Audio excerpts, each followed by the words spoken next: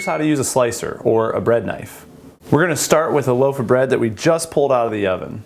And there's usually multiple different sizes of slicers that you could choose.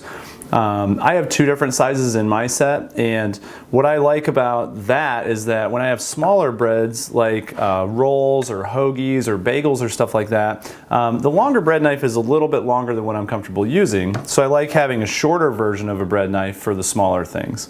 So a good sharp knife is going to be able to take a nice crusty bread like this, where it's got a real hard crust around it and a real soft center, and make it possible for you to actually slice the bread fresh out of the oven while it's still piping hot.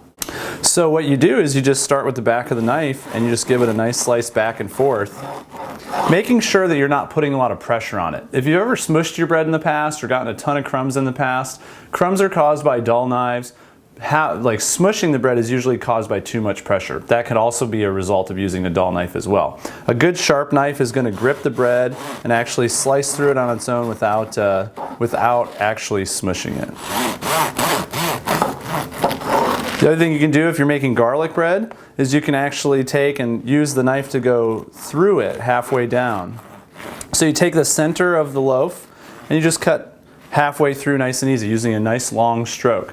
And again, remember, the longer the stroke that you use, the less pressure you'll put. And the less pressure you put, the less likely it is that you'll smush or tear your bread at all.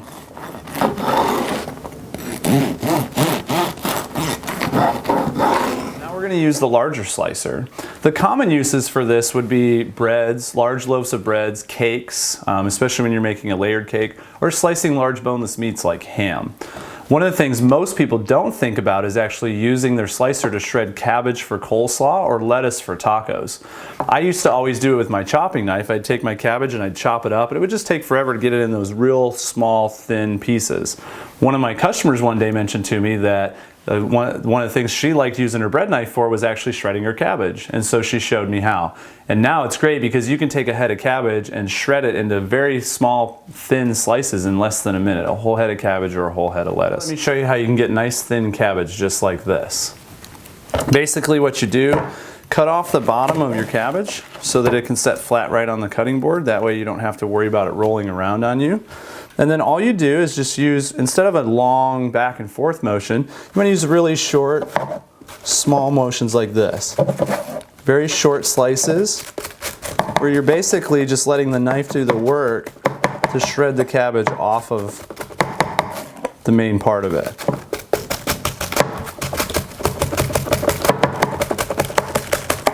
Almost like you're using a chopping knife, except you're just using a bread knife and using a motion like this to actually take it off.